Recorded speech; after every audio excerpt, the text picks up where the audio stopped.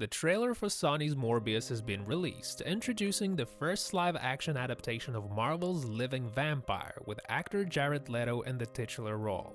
However, Morbius may be a mystery for some. After all, he isn't the most high-profile comics character by any means. Who is Michael Morbius? Is he a hero or villain?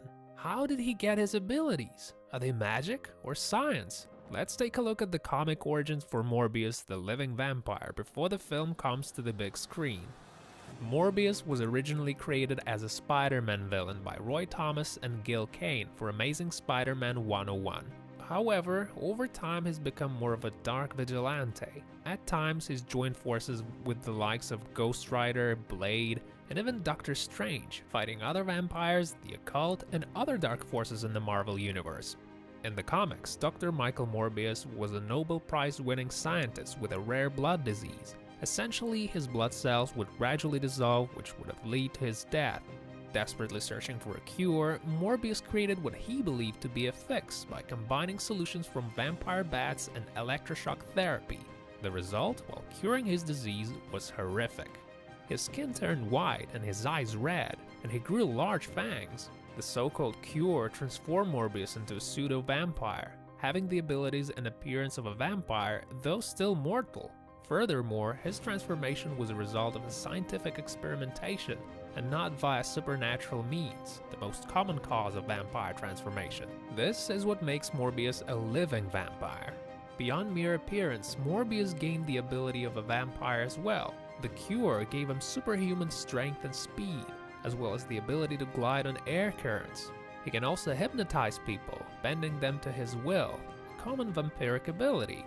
And not only that, but his hearing is heightened akin to echolocation, sort of a bit like a bat. Like any other vampire, Morbius finds himself with a craving for blood, turning into a mindless monster until he inevitably finds a victim. Once satiated, Morbius regains his mind and reason, but also guilt and regret.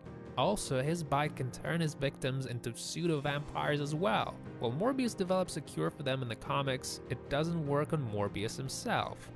It looks as though the film may tweak the concept of Morbius' transformation.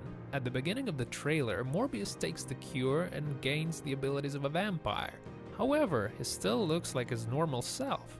It's not until later on, after Bloodlust is mentioned, where a close-up is featured, revealing his monstrous transformation. This could potentially mean two things. Firstly, it could just be that the cure isn't instantaneous. The abilities may come first, and the horrifying thirst for blood and transformation comes later. This would be interesting, as Morbius might initially see his cure as a resounding success before the physical and horrific changes happen. What was thought to be a gift becomes a curse. It would tie in nicely to Morbius' question in the trailer. How far are we allowed to go fix something that is broken? Jared Harris's character responds by saying, "Until the remedy is worse than the disease." Secondly, it could mean that without consuming blood, Morbius transforms into a mindless monster with white skin, red eyes, and fangs until he gets blood. Perhaps after he gets blood, he then transforms back into looking like that of a normal man with his senses back. It would certainly be an interesting twist in the pseudo-vampire idea. In any case, Morbius will soon be getting more widespread recognition thanks to the upcoming film, which looks to be another intriguing chapter for Sony's Marvel films.